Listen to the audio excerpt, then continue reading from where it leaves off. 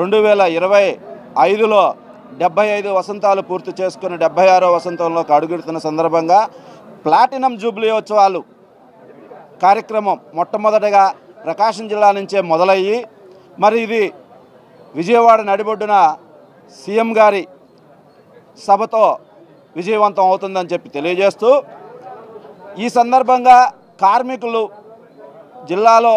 రోజు విద్యుత్ ప్రమాదాలలో రక్తం అవసరమైనప్పుడు వారు పడే పాటలు సందర్భంగా మరి నవ్య బ్లడ్ బ్యాంక్ వారి ద్వారా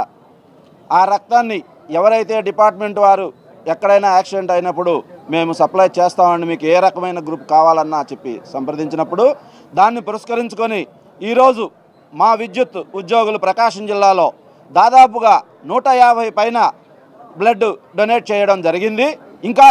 బ్లడ్ డొనేషన్ జరుగుతూ ఉంది. మరియు KIMS Krishna institute of medical science వారి ఆధ్వర్యంలో వైద్య ఉచిత శిబిరం మరియు మందుల పంపిణీ కూడా మా ఆర్గనైజేషన్ తరఫున వారందరికీ మరి ఈ ప్రాంతంలో ఉన్న సాధారణ ప్రజలకు కూడా ఈ సదుపాయాన్ని కల్పించాము. ఇదంతా కూడా మా ప్రకాశం జిల్లాలో 1104 సభ్యుడు ఒక క్రమశిక్షణతో కలిగి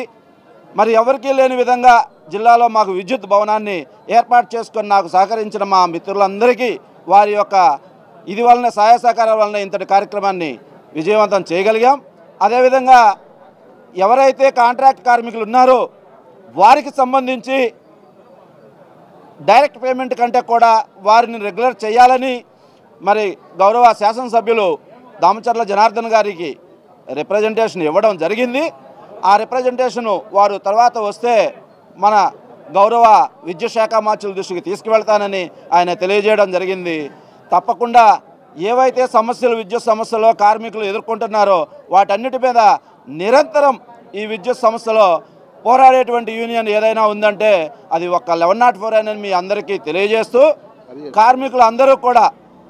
మరొకసారి ఈ కృతజ్ఞతలు వచ్చిన అధికారులకి మరి రాజకీయ నాయకులకి అందరికీ కూడా మా 1104 యూనియన్ తరఫున కృతజ్ఞతలు తెలియజేస్తూ